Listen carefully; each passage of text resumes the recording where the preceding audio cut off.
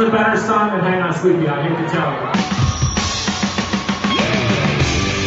Welcome to episode 64 of the Hipsters United podcast. My name is Chris, and joining me this week are Jason.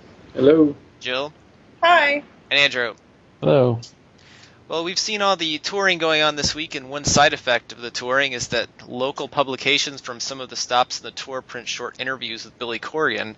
And along with the kind of local newspaper articles, there was also a thing on Rolling Stone where Billy made some assumptions about what he called the hardcore fan base that I think we wanted to discuss. Jill, did you want to read those comments, or do you want me to do that? Sure. I can totally read them. I mean, I think for anybody who didn't read first and foremost, for anyone that didn't read the Rolling Stone interview, you definitely should. There are some interesting comments that he makes about, the whole strategy of releasing Tear Garden by Kaleidoscope and kind of how Zeitgeist performed and so forth. So it's definitely a good read. But he talked about, in particular, and this, this made its rounds, I suppose.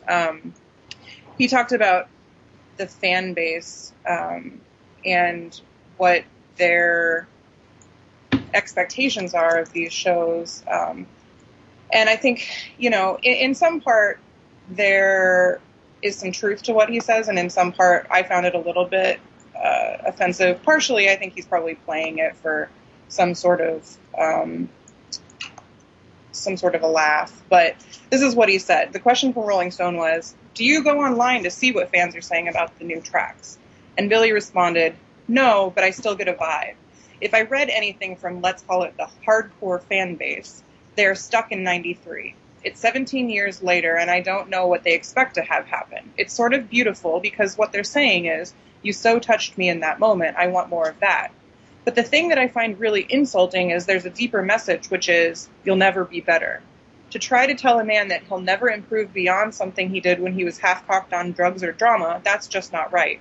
When I look at Johnny Cash or Neil Young or Tom Waits, those guys have proven that by remaining vital to themselves, that at some point they are able to burst through with another period. And, my initial reaction, I wanted to bring this up on the podcast because my initial reaction was a little bit offended in some respects, because I think that, there is a contingency of, quote, hardcore fans that may be indie music writers now who are making these allegations. But I think, I would consider Hipsters United, a blog about the Smashing Pumpkins, to be part of that hardcore fan base. And I think we do a pretty good job, intentionally and both because I think our hearts are in this place, of not opining about the past, of not making it a big deal that they're not. I mean, and even furthermore, I felt, and going to the show this week, I felt more excitement for new stuff and real support for what the band is doing. So I think it's a little bit unfair what he said, and I just kind of wanted to get your all's feelings on what you thought about this comment, or if you thought anything about this comment. Jason, you're the one that posted the Rolling Stone link today. What did you think? I mean, I don't see him as defining me as part of whatever he's labeling the hardcore fan base. It's clearly does not include me, so I don't take offense to that.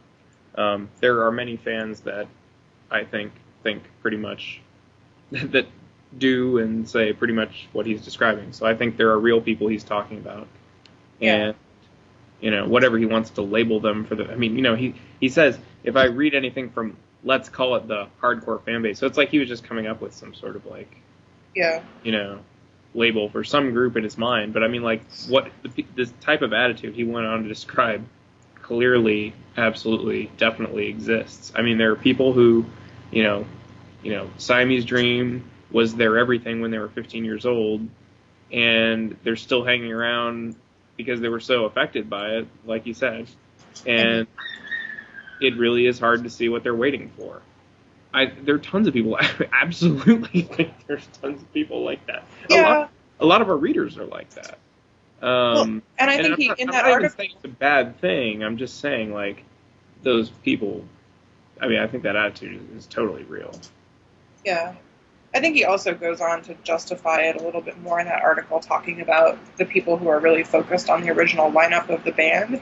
And in my mind, I mean, partially it's because we talk about it all the time, but in my mind, that's almost a non-issue these days. Like, it's just, like, why the struggle to keep harping on it? It's just wasted energy.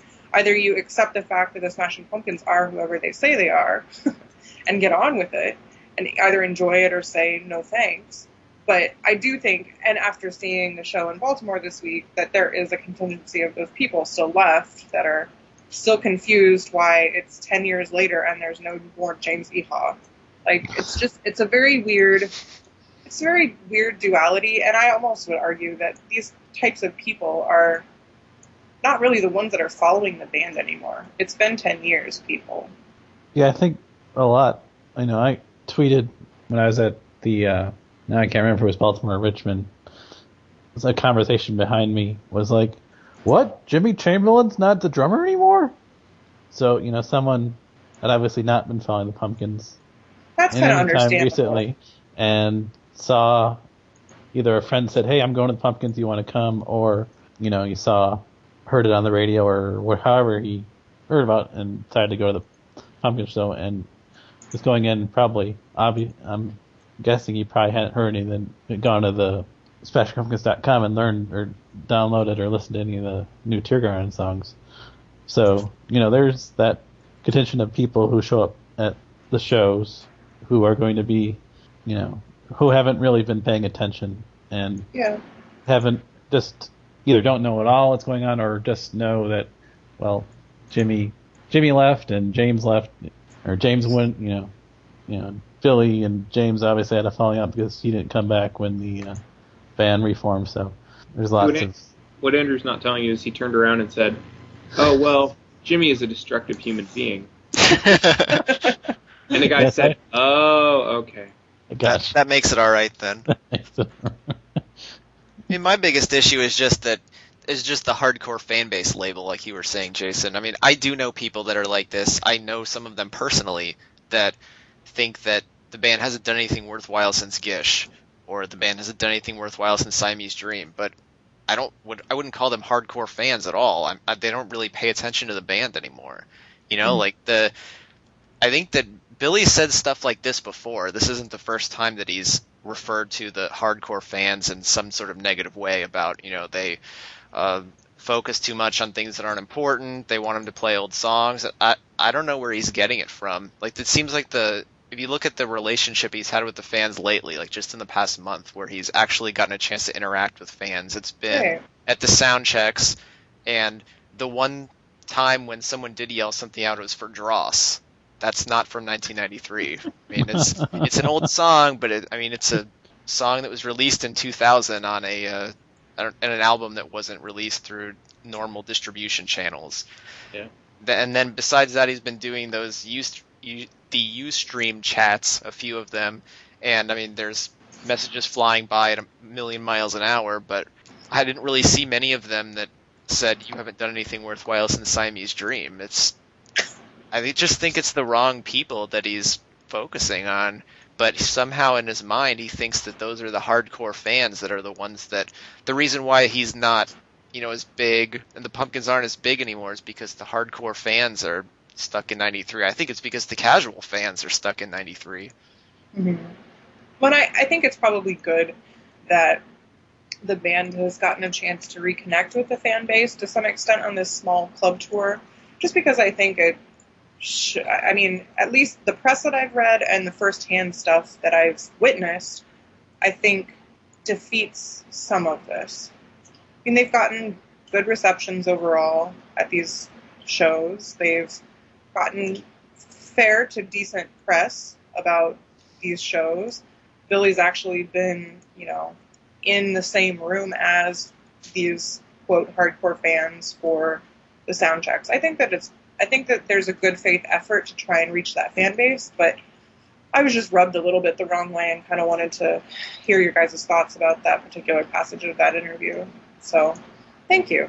Well, another kind of surprise piece of news this week is that Freak seems to be gaining some momentum in that I don't even know if Billy even expected. It's starting to appear on the radio. It's now available on iTunes even for those who haven't been following along with Tear Garden, and maybe that's the only way they would be exposed to new Smashing Pumpkins music. And it looks like that its success may even lead to some more U.S. tour dates, I would guess somewhere besides the East Coast, since that's what they're doing now, maybe someplace out west or in the Midwest or something.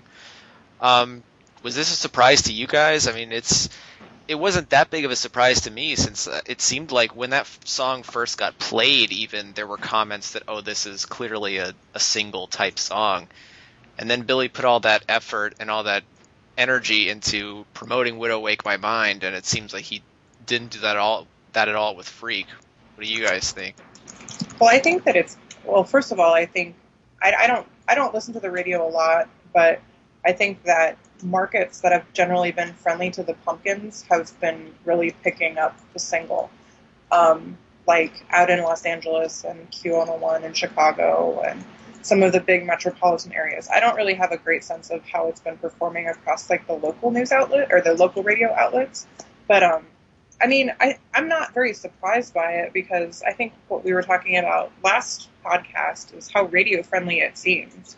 You know, I mean, I think it was produced in a way that is very radio friendly. So I'm not that surprised. Do you think that Billy was surprised? Do you think this caught him unawares, or do you think this was kind of his plan all along, was release this right when the tour starts and it'll give him momentum with the tour? I think that that was probably a part of the calculation. I mean, I think that there's some degree of planning involved there. But I also think that it's something that I think he and the Smashing Pumpkins management team is trying to do for each one of the sort of radio-friendly songs. You know, he talked about in that Rolling Stone article about trying to maintain a consistent presence. And so you're going to win some, you're going to lose some. I think we're just finally seeing Freak win some. You know, I don't remember which podcast it was that we talked about this. It might have been last week, or it might have been a couple weeks ago. But there was a lot of energy devoted to Widow Wake My Mind, making it on the radio. From the sounds of it, it didn't quite catch on, but this Freak just seems really well suited to it. So I don't know if that answers your question, but and I couldn't quite understand what the impact date meant. Like I know that there was a comment about this earlier on the blog, maybe last week or something, but according to the FMQB or whatever that radio industry pub is, they were talking about how rather than, even though that the song was released on, what was it, like the first week of July, that there wasn't a radio impact date until this week. Yeah, is that some sort of arranged date when the radio station is allowed to start playing it, or? They can start playing it. I mean, if they have it, they can play it. But there's some sort, I don't really understand it, but there's some sort of like coordination mechanism, I think, that doesn't kick in until the song goes for ads, which is this week. So I don't know. It's like available, and then we're really starting now, apparently. I've seen this before, like, you know, like when the Pumpkins released Glow, I remember, and the Zeitgeist singles, I remember this concept, but that doesn't mean I understand it any better. But we'll keep an eye on the chart, see if Freak pops up. I think it's, you know, I mean, there's a modern rock track, modern rock tracks chart that goes all the way down to 40 places, and I don't think, I'm pretty sure no Tear Garden song is charted yet, even Widow, but I don't think they pushed Widow like they're trying to push Freak, and the response to Freak seems much more positive, and I feel like it's probably got a good shot. Okay,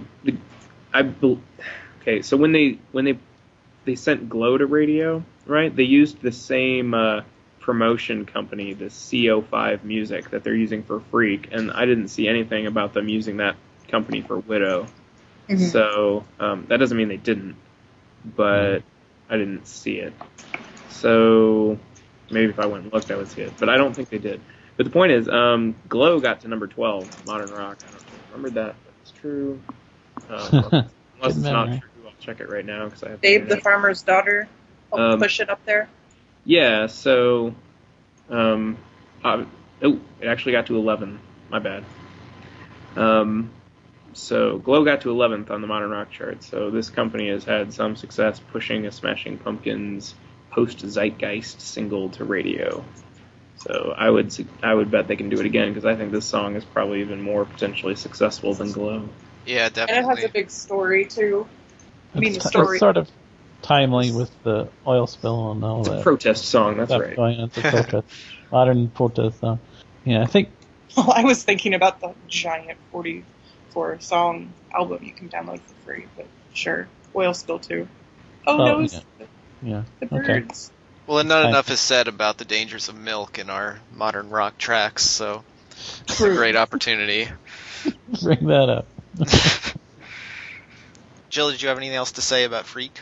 Oh no, I was just going to say that hopefully that the song does really well, because I think that it could put some real momentum behind this sort of rumored tour that's going to be happening here in September. I mean, the Pumpkins' official site actually stated that they were going to go out on tour, but maybe they've gotten some pretty strong go-ahead from whoever it is that they work with these days to go out on a big tour. And I know a lot of our readers, at least, are sending some excited messages our way. So, and I think people are also wondering how this is going to affect the Tear Garden release schedule. So if they start doing an unplanned tour, and I don't know if it'll be based around Freak, or because of Freak, will they release a new song before that tour also, or will they hold it until the tour is over? I guess they have some options promotionally there. Yeah. I mean, that's what this format has allowed them to do, is be really, really flexible. Yeah, and it seems like sure they've they tried to time everything with some sort of notable occurrence, like they timed Astral Planes with the record store day, and A Stitch in Time came out right before that big Rolling Stone article. Yeah. Which may have gotten not the right kind of attention, but then this song comes out right the same day as the tour starts. It seems like they're really trying to time this stuff along with some other thing that could get people hooked. Yeah. I think, we already mentioned Billy's statement about maintaining a presence, and that's part of the strategy, I guess, sort of in the release, how they manage the release schedule. Because we know that there's, at the very least, we know Tom Tom's in the can, because Carrie, they recorded that months ago, and there's we know one of the, I'm blanking on what the song, we know the title of the EP is going to be Solstice Bear, and that means it's some other song that I'm blanking the title on. It's going to be among the next four. So wait, what? The title of the EP gives away one of the songs that's on it? Isn't Solstice Bear one of a line from? I think someone said it was a line from one of the songs. Was it not Tom Tom? Maybe it was Tom. Tom. I don't remember either.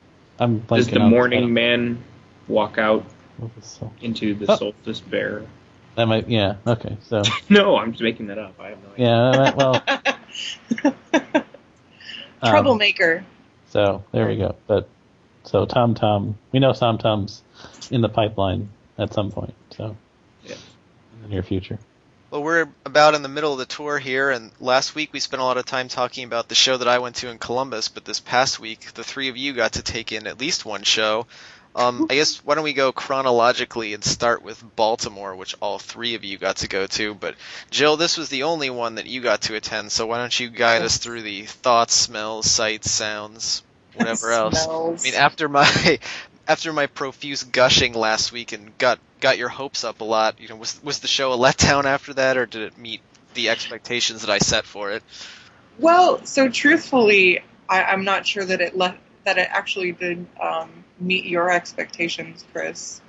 You raised the bar pretty high, so. But I did get to have a pre-concert dinner with JJB and Andrew, so that definitely more than made up for any of my reservations about the show.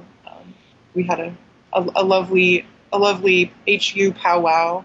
But so, I expressed a lot of my thoughts on the post that I wrote for Hipsters United this week, and I'm going to stand by them. Overall, I thought that the band performed better than I expected.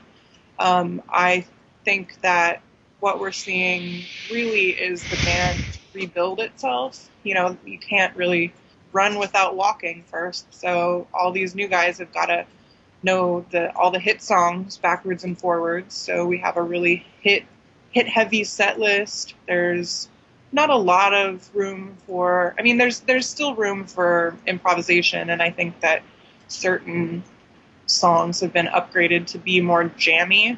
You know, I talked about Avador and I as being a couple of those, plus Gossamer is as jammy as ever. So there are some instances where the band members can kind of, you know, get a little loose. But I think overall it's really a very focused, almost exercise-like approach to a set. I think the crowd really likes it because it keeps the energy going really fast and strong. And it appeals to casual fans and hardcore fans alike. You know, we met a few Hipsters United fans at the show. Readers. Please call them readers. We don't have fans. Readers. We don't have fans. Readers.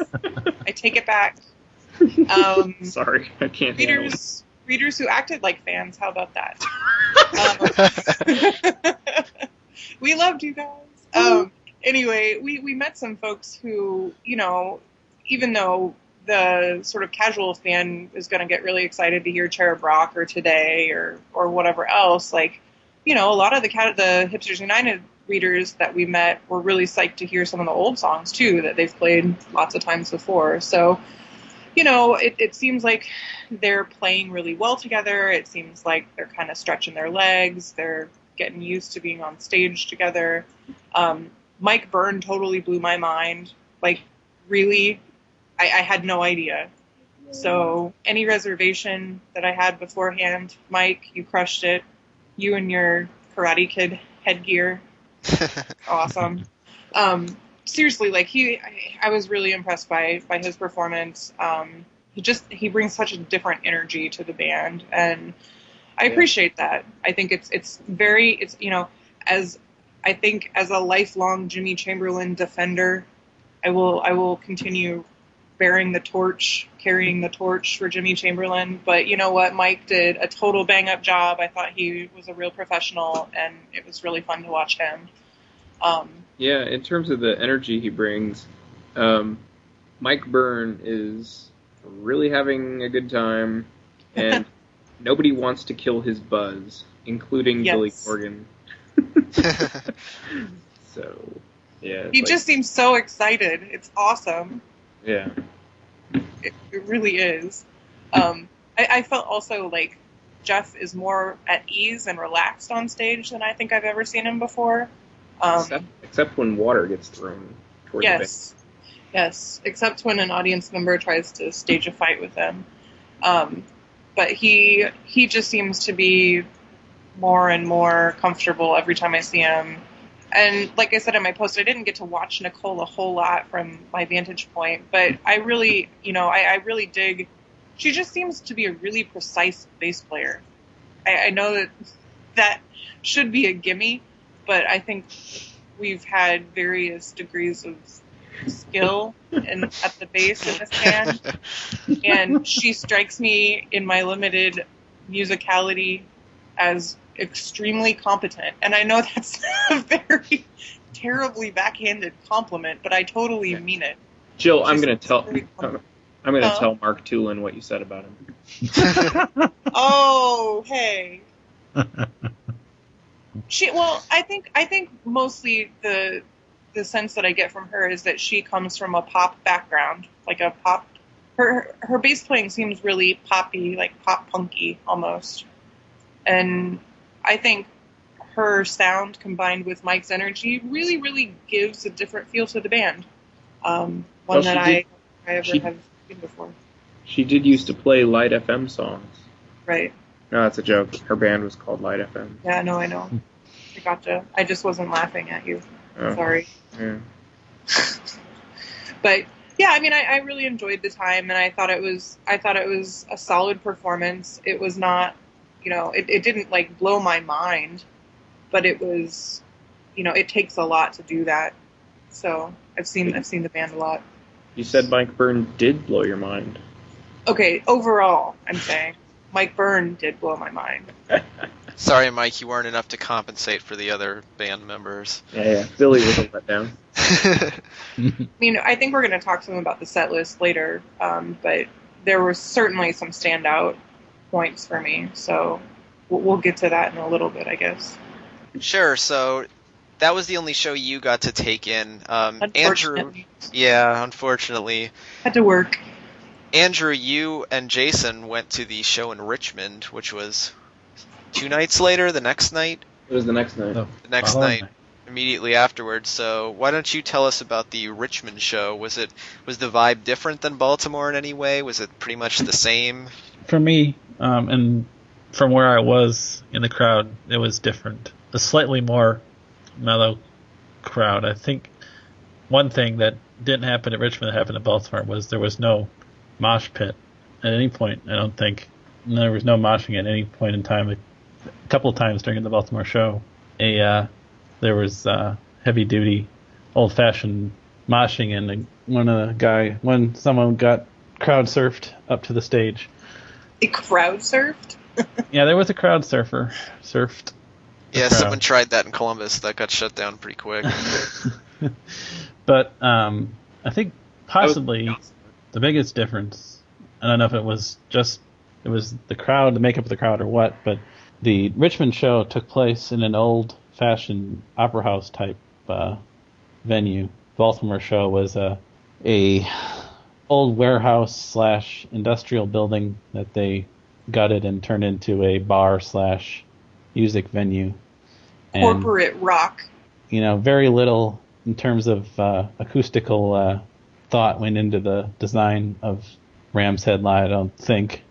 Obviously the venue was built, I presume, probably before the turn of the century, maybe right around after the turn of the century, as a opera house type place. And I'm sure they had was a movie theater at one point. But there's no seating in the front in the section, so it's all, general admission standing room only. But I don't know if that made a difference to the vibe or not, or if it was just the makeup of the crowd. But it was a more, they were into the songs, but there wasn't any, there was a little bit less of the masculine, over masculine sort of overcompensation. People fighting, people wanting to mosh, people getting pissed that people were pushing, within their, stepping on toes or pouring cups of beer on their shoes, stuff like that. I saw a couple people at Baltimore who were acting badly. There were a lot of dudes at the Baltimore show. A lot of dudes. Well, yeah, that's one thing I wanted to ask you guys is that... Bro-tastic, as he said in your part.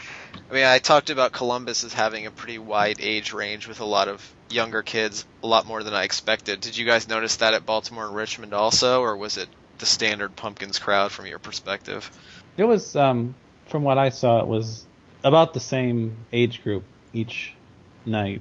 There were some kids who were below, they were carding. It wasn't, they were checking cards at the front, but if you weren't over 21, you got your hand X'd versus a bracelet at both places. So there was kids and college-age kids and middle-aged people like myself at both places. I didn't think there was rock and roll huge difference in the makeup of the, in the sort of the age range. One attendee that really caught my eye was a woman who at Baltimore who was about 5 months pregnant for the show. So the little baby insider got quite the experience, I'm sure. Was she moshing? No. Yeah, she and her partner were just sort of standing and trying to stay out of the line of the mosh, but that was quite a surprise. I've never seen a person that pregnant at a rock show before. Yeah, I was just gonna say you went so far in emphasizing the femaleness when you could have just said a pregnant person, and that would have pretty much gotten across the point. There you go. Precision is what we're after. I definitely think the crowds have been diverse. I mean, more and more, the more times I see them, the crowd, it's a very wide age range. I think it speaks to their musicality, but Billy, yes, I thought this was very interesting. So, I saw 3 shows. Jill saw 1, Andrew saw 2, I saw 3, and I can tell you, Billy has a piece of canned banter he is doing at every show, which is fairly unusual. I'm not going to say he's never done this before, but somewhat unusual. And the piece is he says he wants to thank or welcome new Smashing Pumpkins fans who have never seen the band before, and gets them to cheer or whatever. And then he says, and then how about the old school fans? And then the remaining 80 to 90%. Yep. And he says, thanks for sticking with us. Thanks for believing, So he did that at all 3 shows. I thought that was pretty interesting. Yeah, he did a variant of that at Columbus also. Yeah. It's a little demographic audience testing there. Yeah, clearly the idea that a generation of kids will grow up and validate his music is appealing to him, and I think he's actually probably right. I wouldn't be surprised at all that when today's 20-year-olds become the 30-year-old young music critics of the future, they'll all think the Smashing Pumpkins are great, because it won't be the music they were liking as teenagers. It'll be the music like, I don't know, it'll be like their Led Zeppelin or something, right? Yeah. It'll be the music they're afraid to make fun of, and I don't know. So, yeah. It's definitely practiced, but I think it's intense or in the right place. Oh, yeah. There's some other canned thing he does, like he plays the riff to I the same every night. I don't know what the hell his problem is. It's a joke. Well, like you said, Jason, you also attended the Charlotte show, as well as the other 2, and for that one you made it there early for the pre-show public sound check. And some people commented last week that I didn't talk enough about the songs that were played at the Columbus sound check. So now that 2 of us have heard some of the same songs, do you want to talk about what we can remember about those songs? I think part of why I didn't talk about them very much last week is that it's really hard for me. I'm in that environment to really remember a lot of details about a song that I had never heard before and had never heard since then. But maybe between the 2 of us, we can come up with something. So, first of all, what songs were played? I know you tweeted about 3 of them. Well, there were 3 of them, and it was funny because when I made that tweet, I was thinking, should I explain why there were only 3? Because the band's basically soundchecked 5 or 6 every time, right? Right. And I was thinking, should I explain why there were only 3, or should I let people assume that Billy got mad? No, he didn't get mad. It was when we first went in, they were having a weird technical problem that, like, this intermittent, very loud buzzing was coming from the stage, and the tech guys were scrambling and could not figure out what the problem was. So Billy led us to the back of the venue and talked to the group of us for just 15 minutes, like took questions, and was very engaging, as I've always found him to be. And did anybody ask him anything good? I didn't remember anything. There's not a whole lot of notable things he said. One thing I thought was an interesting bit. He was talking about how there are certain paths to stardom today, and there probably have always been these things, these ways. But I think particularly like in the world of American Idol, and he was being critical of how certain quote-unquote artists are basically getting a hit single, which maybe they didn't even write, and then they're being thrown up on stage to perform for 10,000 people, like basically at their first concert, And Billy was contrasting that with, having to hone your craft in the clubs and find out what works and what doesn't work and all those things, right? And, he's specifically brought up Jeff Schroeder, and he's like, look, because Jeff was nearby, he's like, he just kind of gestured in Jeff's direction. He's like, this guy spent 12 years in the clubs before I ever met him, like hauling his gear around in the van to play for a handful of people, so it was interesting to hear him talk about that. He talked about how, speaking of odd buzzing noises, Sorry, that's probably the Brooklyn Street. Aw. We'll take questions now for the next 15 minutes if anyone wants to. You can't give the answer. We'll just be quiet and wait for someone to ask a question. Oh, of course, now I forget what I was going to say. I think he's talking about Zach's people not being willing to cop to their influences. Like, he was basically suggesting that there are new artists coming up that are influenced by the Pumpkins, though he didn't say that directly. But he's talking about how people can only admit to the cool influences, which is actually something we've written about on Hipsters United, and he mentioned a few cool influences, but all the ones he mentioned were really popular bands. Like, I remember one was Radiohead, and he was just talking about the kinds of influences it's acceptable to cite. And he mentioned, like, bands that were very well known, including Radiohead. And that's when I piped up. The only thing I said was, this won't surprise any of our longtime readers who know what I'm like. But he was like, the kinds of influences you can mention are Radiohead, some other band. And I go, My Bloody Valentine. And he goes, exactly. So that was funny. Well, what about the songs? So they played 3 songs finally after the technical difficulties got over with. 3 songs. He told us the names of each of them. The first one was My Love is Winter, which was pretty long. I'd say probably 6 minutes. Had a lot of different parts, a lot of crazy guitar playing. Definitely had like a Smashing Pumpkins epic, even though I hate that word. It had that feel to it. So, what is it? What was it? The Die Hard fan base or something? Hardcore. What was the term? Hardcore. The hardcore fan base should get excited for My Love is Winter. And then Make It Happen, which we all know. And then Blessed Mother, which was about 4 minutes long and not a dynamic song. It was more like a static song, a dirge kind of, with like pretty, I think, fairly repetitive chord pattern. And Jeff just played like a lead guitar, like kind of a wispy lead, like pretty much throughout the entire song.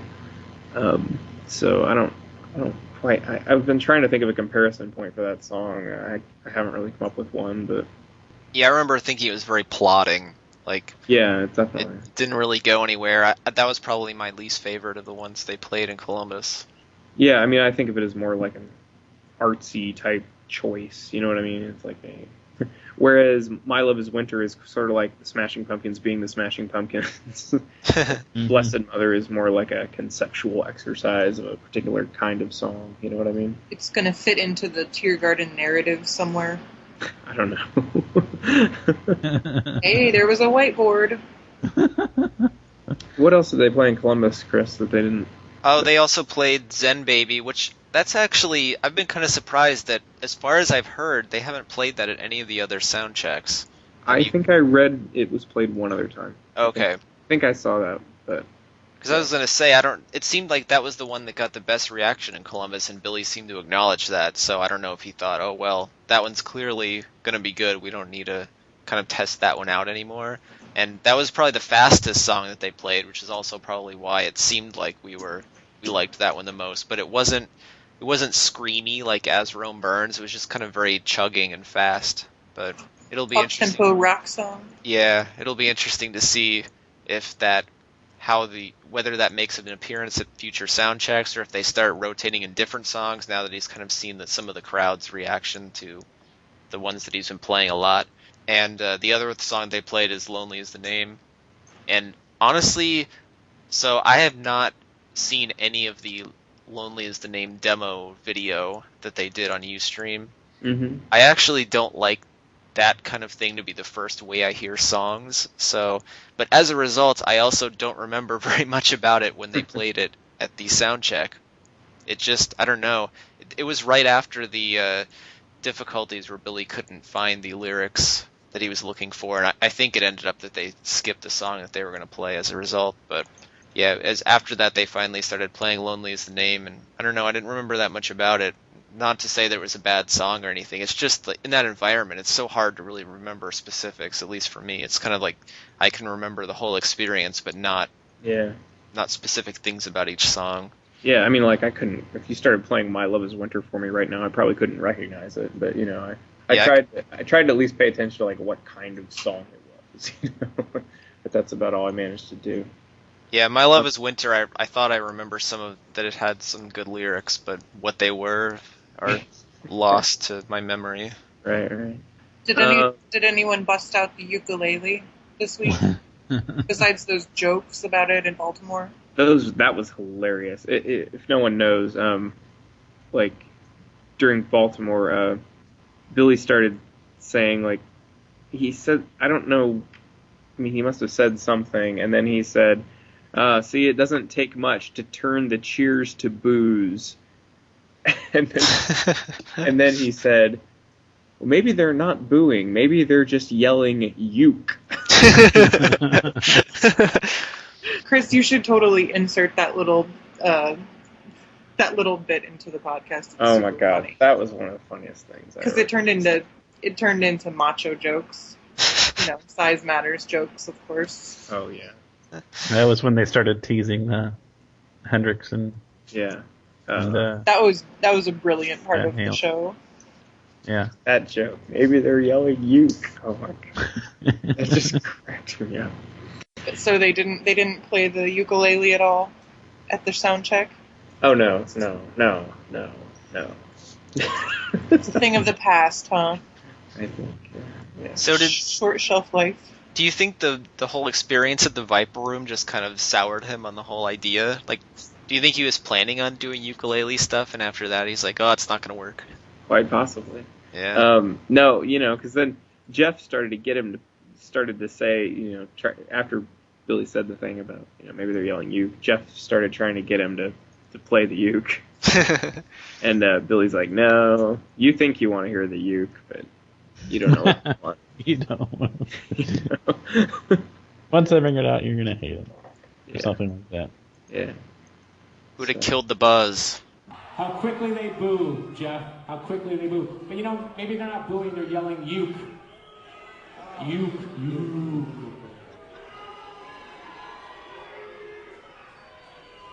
I think they want me to get the ukulele out. Oh, yeah, let's get it out. Come on. You want to hear it? I do. No. Come on. I haven't practiced for a day.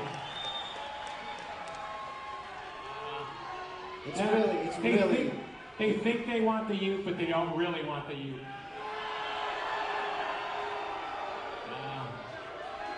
Look at the world around you. You obviously don't know what you want. The uke won't solve no oil spill. It won't solve no fascist government. All it is just a little guitar. And hey, when it comes to guitar, size matters. Yeah, you better not bring it out. You know what they said about Jimi Hendrix? What's that? That he was a good guitar player. Not bad. He was all right.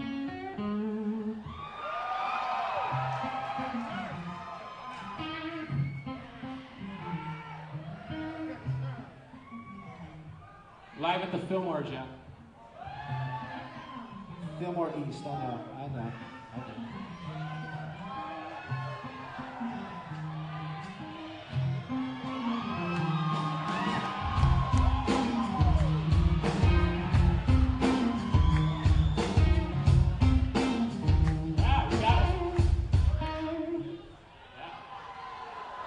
They don't know.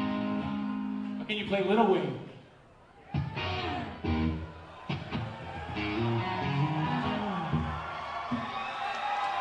Yeah. This is one badass guitar player right here, Mr. Jeff Schroeder.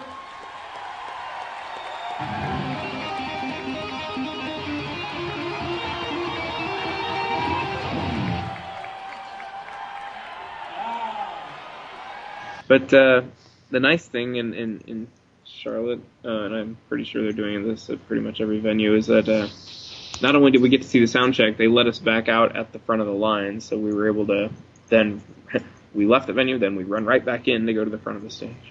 And so I got to watch from the very front. And I haven't done that very often in my life.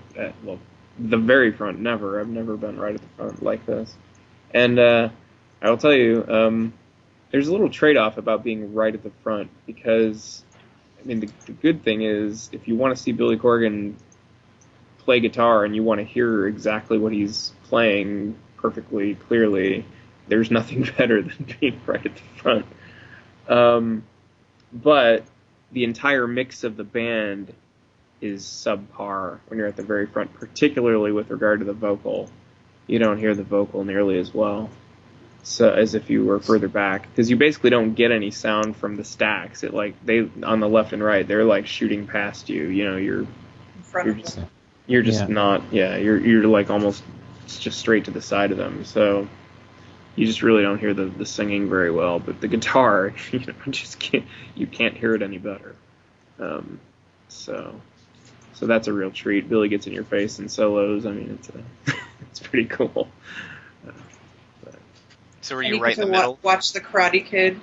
No, we were more on Nicole's side, but Billy ventures to the sides to play. Like when he played "I," it was literally right to us, like right to our faces. So, yeah. What was your impression of Nicole's playing? I don't really have one. She just stands there and plays bass. I mean, I believe. Sorry. I believe it is very hard to stand out as a bassist in the Smashing Pumpkins. I don't think it's... Yeah, that's what I was going to say. It's so hard to judge bass playing in a band that doesn't feature the bass very much. It just doesn't. They just don't. I mean, she seems solid, but I've pretty much thought every bassist they ever had was fine, you know. I mean, except Darcy during the Arising tour. I mean, that's the one notable exception. But, you know... I'm not even saying Darcy generally. I'm just saying during that tour, she was like noticeably having problems. But checking out, yeah. You know, yeah. But she seemed fine. She wore a cool hat during soundcheck. She certainly has some chill style. Yeah. And I wore earplugs during the show, but then I took them out for Gossamer. I can sacrifice my hearing for the next 15 to 20 minutes of awesome. And Gossamer is dark. That song is dark. I don't know how to describe it otherwise. That song is like, I mean, I don't know. Me analyzing lyrics for meaning is like, just stop listening because I'm stupid. But like, quite obviously that song is about abandonment, betrayal, and like looking inward and into, I don't know, looking into the void, like searching for some way to be resilient and survive. And man, that song is it's changed a lot too on this tour. Yeah, but I can see why it's such a powerful song to Billy, because with those, I mean, I think those themes are very central to his life, right? And so, like, I can kind of tell why it's become like the song for him, right? Well, that kind of segues us into talking about the set list for the shows. We talked about it a little bit last week, but now that everybody has been there and seen it, Jill, what did you think about the song choice? Like I was saying earlier, I think that, you know, at least the night that I saw them, it was really hit heavy. I think that's why, again, there's been a lot of positive response to it, because there's a really solid smattering of top radio hits of the past. I mean, just in my concert alone, and I think that this is representative in general of a lot of the others, maybe less a Cherub Rock here or another song there, but, you know, we got Ava Adore. Hear it today, Hummer. they're an Ava Adore everywhere. Yeah. Cherub. Ava Adore, Hummer, Today, Stand Inside Your Love, Bullet, Perfect, Cherub Rock, Tarantula, Tonight. You know, it's like it's a big lineup of really popular songs. And this is part of the reason why I was trying to make my argument in my review that this is sort of a rote exercise in really getting up to speed with these hits, because these are hits that they inevitably play on tours. It's just not the typical norm for them to play so many of them in one show. From my I think that, like I said earlier, there were some highlights. Ava Adore, the end of the song has been really retooled into what I think is a awesome. I'm not sure that I would call it psychedelic, but it's kind of a jam, and I think it works really, really well for the song. It kind of modernizes it a little bit from the olden days. I think that was a really great choice for the band. Some of the, I think some of the new songs get a pretty good reception. I think the transition between That's the Way My Love Is and Awada was awesome. I mean, it was like girl power section of this set list. Like really feel good, sort of beautiful songs that all the dudes and their bros could make out to, I guess. I don't know. I don't know. Sorry, what, Jason? No. Were you talking about Stand Inside Your Love? That's the Way My Love Is and Awada. That sort of back-to-back I thought was a really nice, sweet section of the set list. Oh. But I think my overall impression, and we can talk about specific songs if you want to, but my overall impression was that it was not like that spectacular. I don't know. I enjoyed it, thought it was solid. I really appreciated what they were doing, but it wasn't, I guess I've kind of gotten used to the zany, weird decisions that Billy Corgan makes in the set lists with the bird calls and the ranting and the, I don't know. This just seems so straightforward to me. So do you think once they kind of get this under their belt and finish this kind of round of touring, do you think the next tour is going to be more experimental like in the past? I mean, you look at how the 2007, 2008 shows went.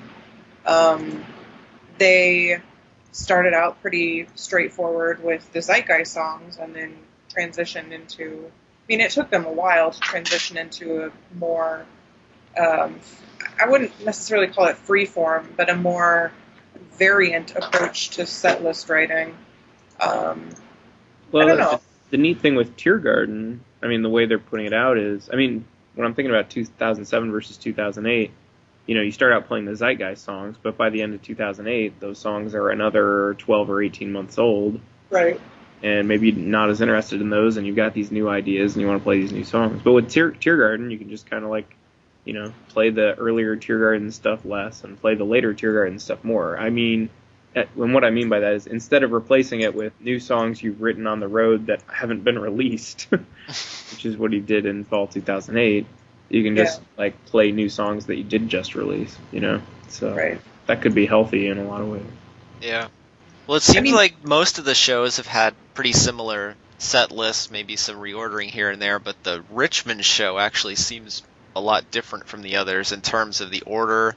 So 3 out of the 4 first songs are Tiergarten songs, where in the others they're mixed in pretty well, and it seems a lot shorter. They left out a lot of the songs that they played at the others.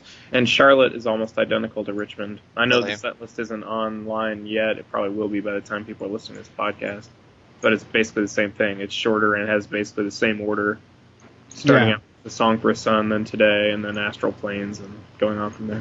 Right. So do you think that worked better or worse than Baltimore, where they kind of had the more balanced ordering? I like Song for a Son as an opener versus Astral Planes. I thought you put Song for a Son in the middle, and you kind of get that for 2 or 3 minutes of awesome build-up. Before it gets into... Now, Chris can't handle 15 minutes of awesome. He can only handle shorter. You move Song for Son as the lead-off song. It's kind of I thought it really worked well as a lead-off song. I certainly did not feel cheated. I knew when they walked off after Gossamer that, we're not gonna get Cherub Rock. And then we realized we also didn't get Perfect, which they played at Baltimore. I think so. I think there were no Azrael Burns. There were 2 fewer. Would Awake My Mind. And right. So there were some notable exceptions, but I did not feel like, oh my God, Billy sort of took this night off tonight at all, despite the fact that the set list was shorter. The concert was only slightly shorter, and maybe by 10, 15 minutes. And 25. Okay. Sorry. There's that precision again. I have the recording, I can tell you. Yeah, okay. So it was noticeably, that's a half hour. Yeah. But I did not feel like I was cheated. It was the power and you had more. The quantity did not diminish the quality of the show at all. Some of these littler venues may have earlier curfews too. That could be also, yeah. That there might have been some sort of, they had to be off stage at Richmond before midnight or whatever. Yeah. I don't really know. Well, I agree, Andrew, regarding the Richmond show. That I thought the band was really enjoying it. I thought they thought it was a good crowd, and the show was just shorter. I think I think this is something Billy talked about in the Q&A before the soundcheck in Charlotte. I think he was talking about how he did. He definitely talked about how that it was a decision to play shorter sets. That they started out the tour playing longer, and then they shortened it up. They think it makes it better, like punchier and tighter, and just those sorts of things, right? So, yeah, it was like he phrased it as like a positive decision. You know what I mean? Not like we're lazy. Not because they were they're not the getting crowd doesn't like these songs. Yeah, no, I don't think. It didn't. He didn't say anything like we're punishing people with a shorter show. And I think that makes sense in light of what I'm about to say, which is in contrast to Richmond, which got a short show, but I thought the band was enjoying the crowd and thought it was a good crowd and everything. In Charlotte, I thought Billy did not think it was a good crowd, and I don't know if it was a good crowd because I was in the very front row. So I have zero opinion on whether the crowd was good or not. But just reading Billy, almost from the start, I could just tell he was not getting energy from the crowd, and he was looking inward. You know what I mean? He had his eyes closed a lot, and he just wasn't looking out at the crowd, and he didn't look like he was like interacting much. So I just had the feeling he just like wasn't getting the energy from the crowd, thought it was not a good crowd, that sort of thing. And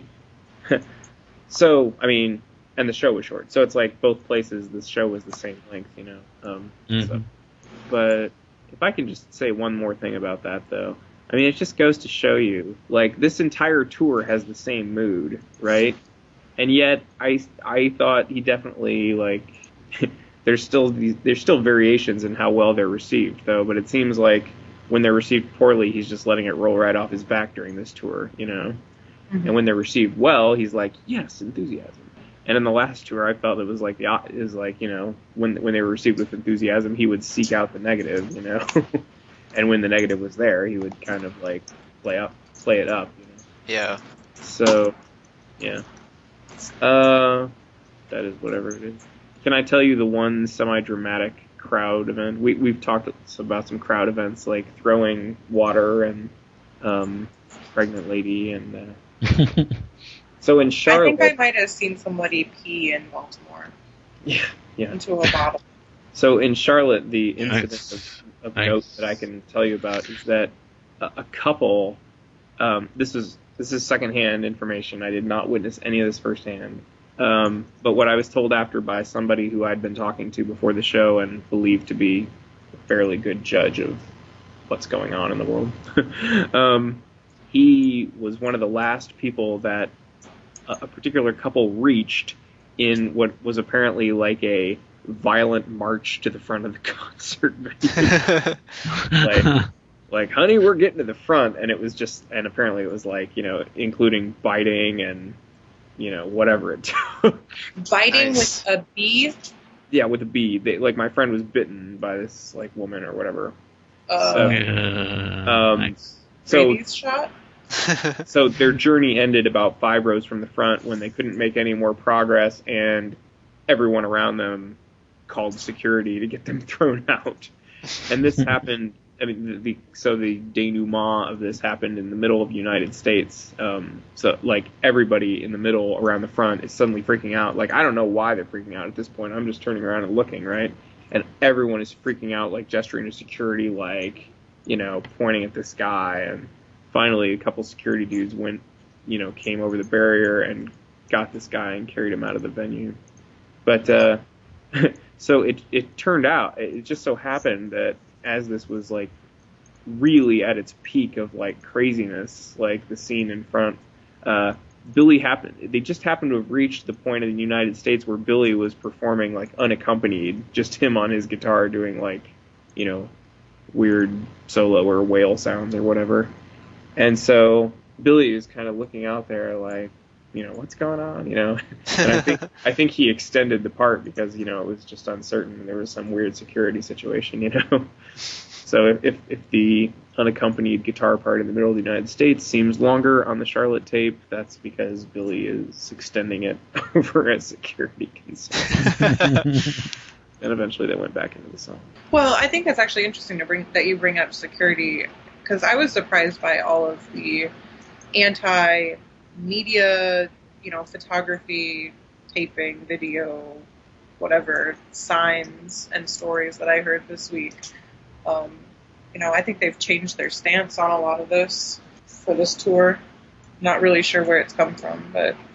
Yeah, Columbus was the same way. There were signs everywhere about no cameras, but I didn't notice much of a difference. People were still taking pictures with their cell phones and things like that. But I was just going to say, in the front, when I would turn around, I would see, especially during the hit songs, I would see a lot of people holding up their phones, like obviously videotaping, and security wasn't even trying. There was no effort. I mean, there were security guards right in front of us standing there, but there was zero, like, hey, don't do that. There was nothing like that, They let those people record with their phones, so. It's kind of weird, though. I don't remember ever seeing that at least any of the other shows that I've been to, where they've been that crazy about. Even the last, I don't remember that at the Halloween show. Do you, Jason? Mm-mm. Yeah, I mean, that's the same venue. So maybe they have changed their stance. They haven't said anything publicly. I mean, Billy made the public statement about he didn't want people taping the sound check, which is understandable, but I kind of assumed that the regular sets were still fair game.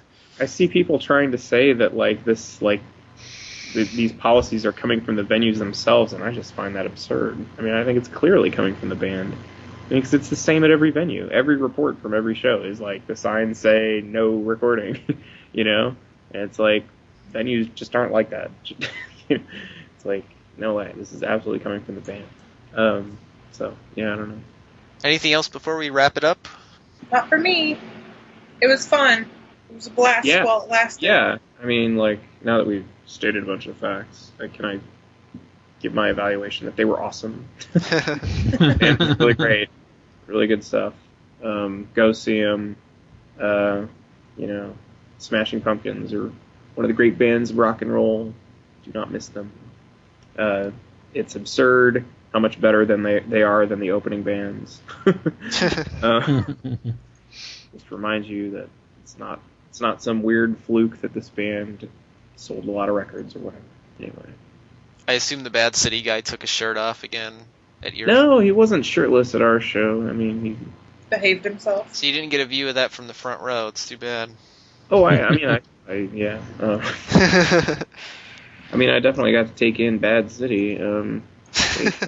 We were trying to describe them later to some guy who hadn't seen the show, and we were like, yeah, it's like 80s hair metal, like arena rock sort of thing, And the guy's like, oh, so it was like some kind of ironic thing, and I'm like, no. No. No, there was no irony whatsoever. Because who was that other band, The Darkness, that were also like kind of hair metal-y, but I got the feeling that they were being ironic about it. Bad City's just trying to bring it back. Yeah. Yeah, I'm excited for the New York show. Should be. Yeah. Overall, a good time was had by all this week. Outstanding. Well, thanks for joining us this week, everybody. Our closing song tonight is the revamped Oh Whata from Zach's excellent recording from Baltimore, Maryland on July 12th, 2010. Good night, everybody.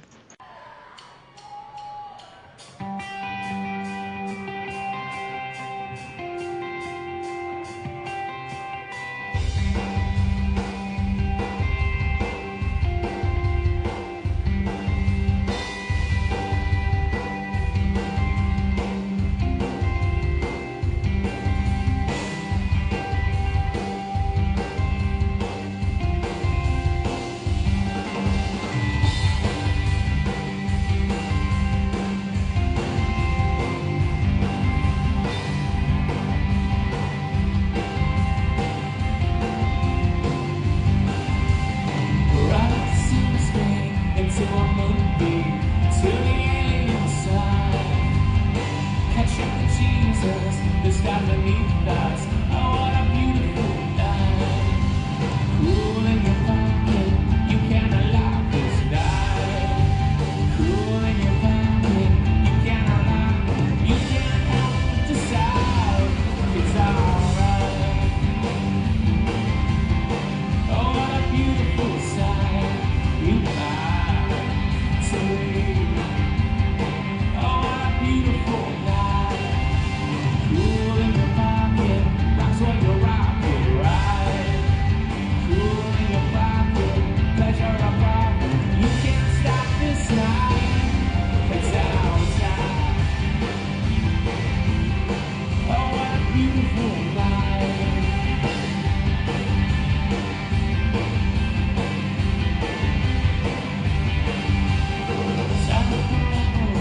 Roll out the cavalry into the waters we dive. Shivers of the cosmos, ripple the utmost of the quivering tide. Locks for your locket, you can't unlock his bed. Rocks for your rocket, you can't unlock his shots for your socket eye. Let's try.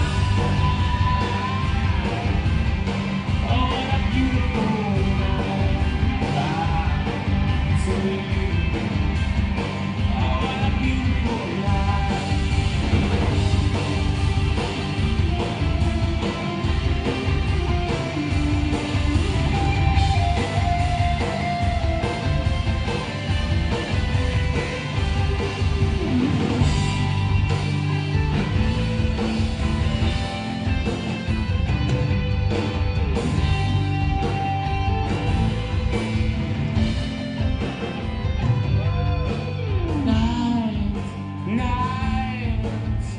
Night, what a beautiful night.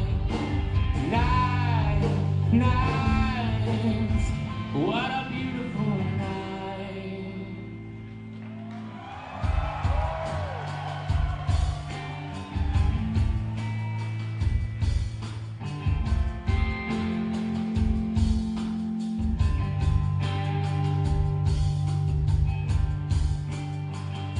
Oh, California, look what you've done. Look what you've done to me. Oh, dear Baltimore, here I come. Here I come home to you.